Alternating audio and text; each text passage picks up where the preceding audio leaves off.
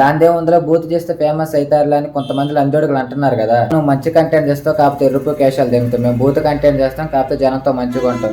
నీకు మాకు డిఫరెన్స్ అయితే ఇదే. నిజంగా అరే లంజోడక, నీ గుద్దలు దమ్ముంటే నువ్వు ఒక బూత్ వీడియో చేసి చూపించు. మాట్లాడితే వ్యూస్ వస్తాయి, బూతులు మాట్లాడితే ఫాలోవర్స్ వస్తారు, బూతులు మాట్లాడితే ఫేమస్ అవుతారంటే నీ గుద్దలు దమ్ముంటే నువ్వు మాట్లాడు చూడు. ఒక్కసారి నువ్వు ఒక బూత్ మాట్లాడు చూడు. నువ్వు రియల్ లైఫ్లో బూతులు మాట్లాడితే మేము కంటెంట్లో బూతులు మాట్లాడతాం, అంతే నీకు నాకు తేడా. ఒక్కసారి నిజంగా నీ గుత్తలు దమ్ముంటే నువ్వు ఒక వీడియో బూత్ చేసి మాట్లాడు. దానికి వచ్చే కామెంట్లు నువ్వు తట్టుకోలేస్తావా? చుట్టుపక్కల జనాలనే మాట నువ్వు తట్టుకోలేస్తావా? నీ ఫ్యామిలీ నిన్ను గోడకేసి దెంగితే నువ్వు తట్టుకోలేస్తావా? సొసైటీలో రెస్పెక్ట్ ఇవ్వకపోతే నువ్వు తట్టుకోలేస్తావా? నీ పరుగు పోతే నువ్వు తట్టుకోలేస్తావా? లేకపోతే నీ క్యారెక్టర్ని తక్కువ చేసి మాట్లాడితే నువ్వు తట్టుకుంటావా? ఒక బూత్ వీడియో చేసిన తర్వాత వెనక మేము ఇవన్నీ పడతాం.